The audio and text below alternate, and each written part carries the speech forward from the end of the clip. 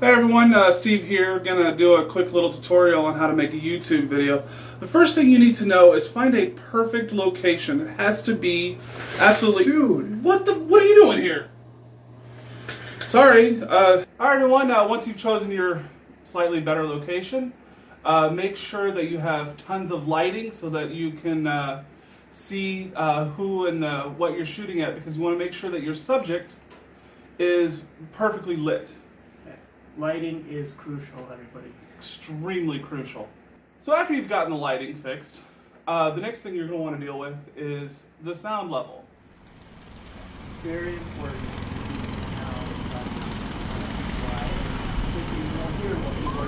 Yeah, once you start to have to talk over, that noise that you're talking over is not good. It's extremely distracting.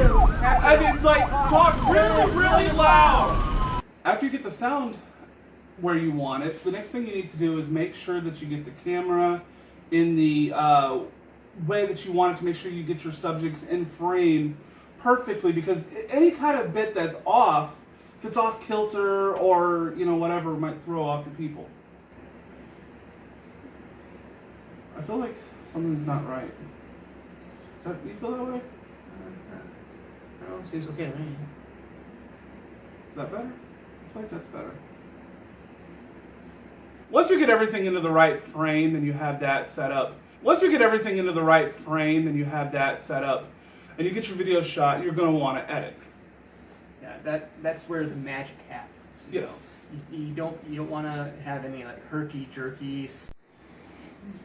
All right, do me a favor and sit down. Herky-jerky. You'll see you don't want a lot of repeating stuff over and over again, because you want to make sure that you get that cut perfect. And it's also very, very important that once you've said what you're going to say, on to the next thing. No long, no dead air. Yeah, pauses. you don't want any dead air or pauses. Yeah, and of course you don't want after. Oh, you can do that. Right, so those can be quite annoying and distracting. Yeah, no one wants to see that. No, they don't. Okay, so after this, we're gonna go edit the episode, and then we'll.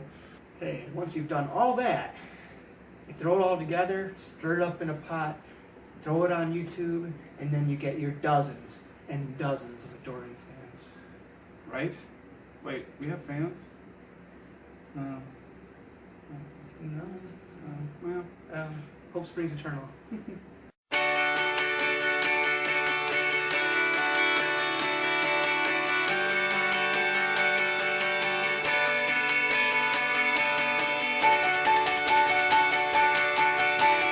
Hey everyone, welcome to my tube. My name's Steve. And I'm Chris. And today we actually have a very special episode, because we are interviewing someone that we actually know pretty well. His name's Reese Wood. Oh, yeah. Where'd he come from? I don't know, he just appeared out of nowhere. Oh. Wait, he's been here the whole time. I didn't even know what the episode was going to be, so I'm glad he is here. Oh, you didn't think it was weird that he was sitting in the middle? What? He's here this whole time, really? The whole time, yeah. Oh. Wow, okay. You're running for the 45th District of Wisconsin? 45th Assembly, yes. Assembly. And so we were here to interview and find out everything about you. Yeah, Everything. all right. Everything. Everything. Ooh, so it all started. No, let's not do that. So Reese, my first question for you is, why are you a libertarian? Oh, because the other parties wouldn't accept me. Basically something like that. I really never affiliated with the Democrats or Republicans. Out of high school, I started becoming more politically aware, and I never could align with either side.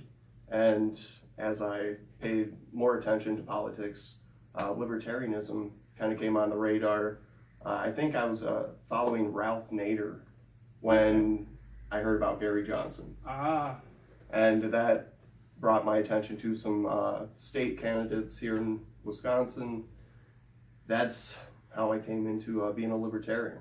I mean, do you ever feel that in the course of certain political debates between, the big two, that they're artificially limiting the options. You have to be in favor of this or in favor of that. So, wait, there's like 8 other possible things you could be in favor of, and they never bring it up. Yeah, for me, like I said, out of high school, I was starting to pay attention to politics. Obviously, I guess for me, it was war. It was 9/11 and the wars that came after that I think got a lot of people, and myself included, got our attention and made us pay attention to aspects of war and our military involvement around the world. So for me, that's one issue that neither party really looked at, especially in the presidential elections. Very little discussion on our involvements, our increasing involvements around the world. Yeah, it seems like that they're getting more and more indistinguishable as far as foreign policy goes. Yeah, and so the Libertarian Party was not only the one party talking about issues like that, but they also were fighting to get on the ballot, which other third parties were not doing so much of. I did support the Constitutional Party, Green Party. I supported all third party candidates and helped get the word out for a couple of years, a couple Rabble different rouser, elections. I like it. Diversity in elections is important, inclusion, and that's something we still don't see enough of. If you could encapsulate your platform for this run, how would you do that? I'm going to focus on honest representation. It's pretty simple for me. Between now and next November, I'm going to do the best I can to continue doing what I have been for the last about 2 years. That's communicating with people throughout the 45th District, Beloit, and the surrounding areas, and try to figure out what people really want to see happen. What do people really care about? Because when it comes to representation, it's not about the representative themselves, it's about the people. And right now I want to hear the different issues that people want to focus on, the lesser hurt issues. Yeah, I got a bit of a follow-up to that then. So when you win, right? Win, not if. When you totally win, like Right. totally easily, 98% of the vote. Yeah, easy win, easy win. And there's a bill that's up for you to vote on, and it doesn't necessarily follow libertarian principles, but you know from a fact from talking to your constituents and from people you're representing that they want this bill passed. What do you think you're going to do? That's going to be a hard thing, because where I differ from a lot of libertarians is I do believe in trying your best, at least on the state level, for an assembly person to really focus on what the people in that district want, and trying my best to match that with transparent honesty. If people want something and I personally disagree with it, like I said about personal opinions, those have to kind of come secondary. Okay. So you're really not going depends. to be a Dr. No like Ron Paul. I'm not going to be a big rebel, and but I do want to give people the chance. Like I said, between now and November, maybe we can come up with some common sense solutions that really are libertarian, that really would get the attention of not only voters in the 45th, but in the rest of the state of Wisconsin. Okay. We need to start having more interesting discussions, so hopefully we'll open that door in the next year. Nice.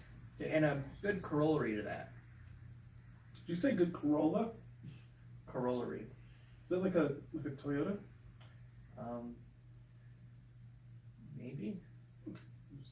Okay. I'm not up on it. Well, ask him what your Corolla was. Yeah. I buy American, damn you. Oh, okay. Well, I don't, but okay. I mean, I do. Sarge is very disappointed in you. You're saying about representation. Now, as a libertarian, of course, we are also very much about informed consent, and I've noticed you are super, super big on transparency. Now, if you thought people were in favor of something, maybe because they've been misled about what's in it, what's your take on that? Okay, so yeah, me being transparent, for the last 2 years, I've been a podcaster, I've been a broadcaster. A lot of my personal information has been put out there. And I also believe when it comes to anything being passed, anything that would need my consent on it, on behalf of the voters in the 45th also, I think all of that would have to be properly vetted to the voter, which is not done enough. We have to actually get people the details of what we're proposing, what we're looking at when it comes to legislation. We have to communicate it better, and we're not doing that. So there's many ways I could do that. We could figure out what is legally possible for us to put out as much information. Can we put audio podcasts out of the actual discussions that take place that are not within closed door sessions? How much can we do to get the word out on these things that we're not doing right now? Yeah, that's a big one, because I think a key to becoming a freer country is just making it, using technology, using what we have now to make it easier for people in the course of their everyday busy lives to know what's being voted on. Yeah. Well, I think right under their noses. I think you've actually already done that, because you put out the on your own podcast, the Beloit podcast. Right. You put out the Beloit. The budget workshop. Yeah. That was I think ended up being almost a 5-hour workshop. I stayed for about 2 hours of it. Wow. But there's all kinds of ways that I've been trying to keep tabs on what's going on, at least in Beloit, some part, to some extent, Rock County. Yeah, but to see you do that as just a citizen, could you imagine if the government actually turned their power towards doing something like that, where they put out a podcast Right. of everything, or they put out a YouTube video of the stuff that was going on? That would help that communication and Yeah. people knowing what's actually going on in their state capital. Seems pretty simple, right? Yeah, you'd think. Yeah, you document things, make that documentation available. Well, how many ways can you document the things that our legislators are working on? I mean, who goes into the computer and looks up, like, what did the state assembly vote on today? I can tell you, it's pretty hard to get access to a lot of governmental information that should be very easily publicly available, and it's not. And that has to do with discussions we haven't had that are very simple to have, but we haven't crossed that bridge at all. Yeah, I mean, I've seen you kicking your butt to be that kind of go-between guy between, the people in the halls of power and the people listening to the radio, Yeah. And yeah, you do good work, man. Thanks. Yeah, I mean, we got to keep trying to get the word out for people, and it's a volunteer effort, but it's definitely something that our government could be really looking at. So maybe we can get the word to them. Right. Maybe we could. Well, when you win. Yeah, exactly. Yeah. Right. He's got to win first, though, guys. So you got to vote for him. And so, with her customary stumper question for our guests, here comes Jessica Baird. Let's hear it. Hey Reese, my question is, what do you think about the Federal Reserve, and what would your recommendation be for someone trying to avoid or limit a personal economic disaster if something bad were to happen with the Federal Reserve? Would you recommend investing in some bank ahead of time, or investing in gold or silver? What would you recommend in such a situation? Okay, so that's one of the things that did bring me to the Libertarian Party. Ron Paul talking about the Federal Reserve really got my gears a grinding. Right. And I started comparing what he was saying about the Federal Reserve with all the things going on with the endless spending and war. And as I started to learn more about the local governments and state governments and how they all work, the Federal Reserve presents a huge problem that I made a post about this the other day on Facebook. It devalues not only our currency, but it's having an impact socially on people. So the Federal Reserve is a problem of value And her question was, what do people do to prepare for economic downtimes if the Federal Reserve had an issue that we could not recover from, or if the economy just saw some kind of downturn that was similar, just really bad. The first thing that I recommend people do is try to realize and take note of the skills you have. What are you good at? Before you think about investing in a bank or buying gold and silver, before you go to Bitcoin or cryptocurrencies, you should probably think about what you have in terms of value as a person. What kind of valuable skills do you have? Because these things are always going to be important and they're always going to be of value. Then I would consider possibly a cryptocurrency like Bitcoin and doing something, maybe getting an education with cryptocurrencies, learning what Bitcoin is, trying to find out how to get some of your federal dollars transferred into a cryptocurrency like Bitcoin. Nice. I think that's actually one of your best answers so far. That was the way you said at the beginning, like to find out what your value is and use that in case of a situation like, that's something that can't be taken away. Self-value. Yeah. Like how I repurpose stuffed teddy bears to use them as vases for flowers.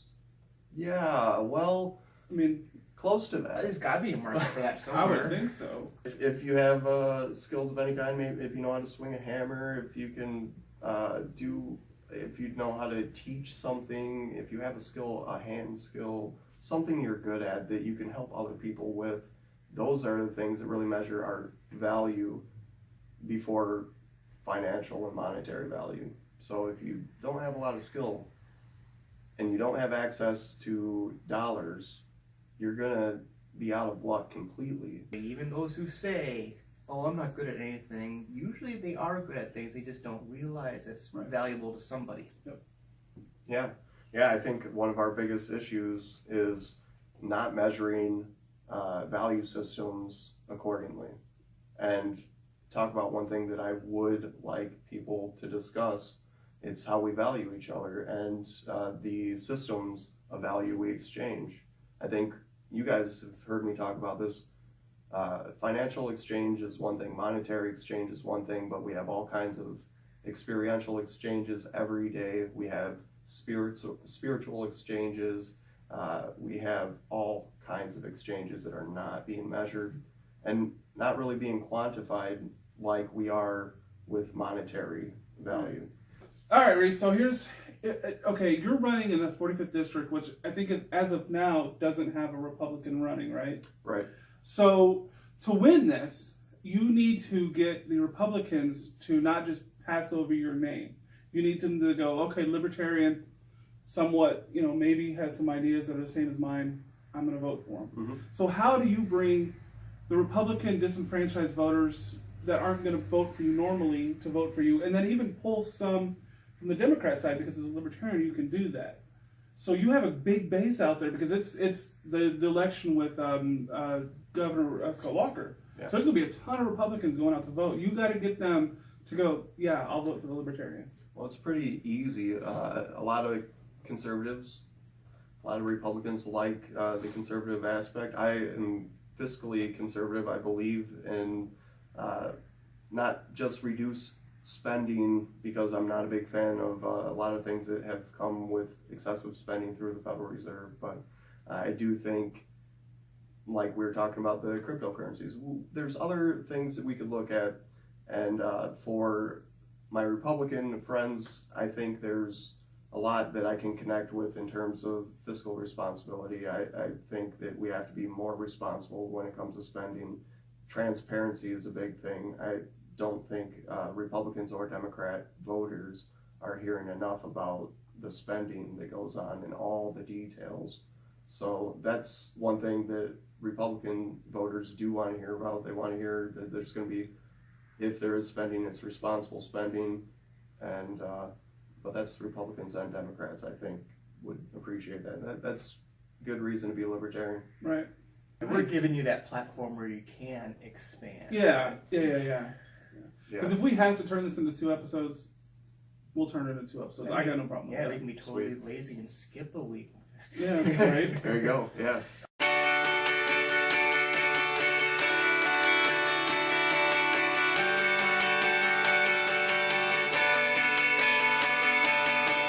What am I doing this? We don't do this when we vote anymore. No, we draw a line. I'm sad. Yeah. I'm like unbelievably sad now. Yeah, but if you do this, you have hanging chads. Oh yeah. Yeah, we don't want no hanging chads. Yeah. Chads are bad. Yeah. Not Chad the people, but Chad the Chad. I was gonna say, did Chad get a fair trial before they hanged him? No, That's sad. wow.